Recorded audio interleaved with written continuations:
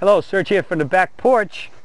Today we have some comments and some points brought out that I think are awesome because they relate to other sports besides golf. And the comment here is basically specific to golf, but to baseball with golf, and I'm going to throw in another few other sports to show relationships and why I think golf has gone askew in terms of its overall teaching of how to swing a golf club. And this information comes to us from Jay Smith. And Jay says, Serge, I love your site and your lessons. I have a couple comments on the baseball swing. I think that's because a while back I happened to mention baseball in there in a daily blog about where a lot of baseball coaches think the golf swing hurts their kids who play baseball and vice versa, and I don't believe so. I mean, DJ did them both. I taught him how to throw and how to hit balls in baseball with the same physics and physiology principles that I teach in the golf swing, and he was an awesome baseball player, as well as at the same time winning golf tournaments like crazy. So there's no problem with it. So he says he wants to make comments on the baseball swing. My 9-year-old granddaughter is learning to play softball. Recently I let her swing my swing right trainer I got from Doc. Swing right trainer is the trainer we have here that you load the trainer and you can adjust the tension of it, and when you swing it, if you swing it properly and find your speed, it'll click every time. All right, so like if I soften this up, it would start clicking too soon, and if I get it when I get a good speed, it clicks right at impact, and if I get it too tight, it won't click. And it's a great swing aid. And I think the other good thing about it, which makes it great, is you can find out if you figured out yet exactly what is your proper athletic readiness and energy and speed that you're swinging each club when you're trying to hit your regular, what we can call a full golf shot. And it's amazing how in lessons and at golf schools we've had people that can maybe click it once and they get there and then they can't keep clicking it after that, and then they finally do it again. So it's also good at learning what is your tempo, speed to be accelerating the impact, and all those other issues about the right athletically readiness and muscle tone and everything else you need. So his granddaughter started swinging it, and he said she can make it snap like a champ. So I got interested in seeing what she could do with golf. I took her to a PGA Pro, I know, for a lesson in the grip and etc. And she is off and running. She is learning the surge swing. And by the way, let me get to the point related to baseball. In researching her softball swing, I looked extensively on YouTube for the great hitters, DiMaggio, Mantle, Williams, etc. Without exception, they did not rotate their wrists, at least until after the bat was way past squared to the plate. I was struck by the fact that at contact, their backhand was face up under the bat. Their forward hand was extended in a straight line from the shoulder to the end of the bat. I have no way of telling how much effort the right hand put into the swing, but at contact it wasn't rotated. I was struck by how the swing was a good example of using centrifugal force in a sequential flail manner, much like a good golf swing. My conclusion is that the principles of a golf swing and a baseball swing are very similar. Exactly correct. In a good baseball swing, just like a golf swing, the arms will be at maximum extension when you make contact with the ball. All right? The only difference is that in baseball we're more in a horizontal plane, and in golf we're more in a vertical plane. So in baseball they're hitting it in full extension here.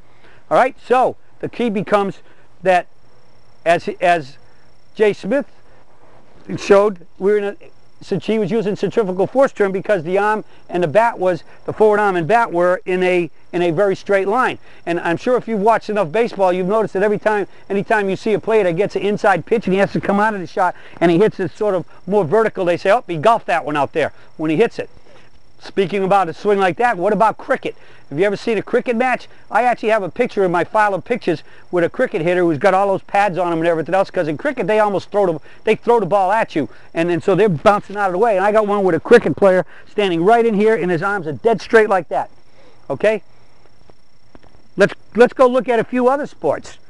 Okay? Tennis. Vertical. They serve, they throw the ball up, and their arms are extended, and they serve, and they swing straight at where they want the ball to go. they're looking where they want to go, and they serve to where they want to go, and they finish.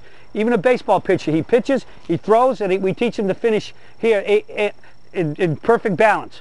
And when I coached Little League, Dixie Youth Boys League for about 6 or 7 years, and when I taught a youngster how to throw, because many of them, we got them really young and they just started their first year, they didn't even know how to hold a ball. We taught them how to hold it, and I'd always say, look where you throw where you look.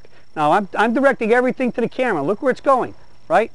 All right, and we teach them to throw over the top. Now in the big leagues, they throw this sidearm stuff, and heck, there was a great player, Chuck Knobloch, who ended up retiring because he couldn't throw from here to the camera, which is only 15 feet from me, because he got into doing this stuff. Well, just like the golf swing, the arms have the optimal movement up and over, because they're connected to the ball and socket joint in the shoulder, and this way. And they think that's faster, but if I catch a ball and go just like that right over the top, I'm more accurate. That's why the golf swing, the surge swing, works so much better straight up and down, because our arms can only swing in front of our body. All right, so we got the tennis player serving, but how about this? The ball comes, the person strikes the ball back to me, and now I'm going to hit it with a forehand. I come and I hit it, I get a little sideways to it, and I hit it, and I swing straight back, straight through. How about I go for a backhand, back and straight through. How about if I do a two-handed forehand? I hit it, and they come up right up over the top. They come over here with a backhand, they come finish right up here. Doesn't that look like a golf finish?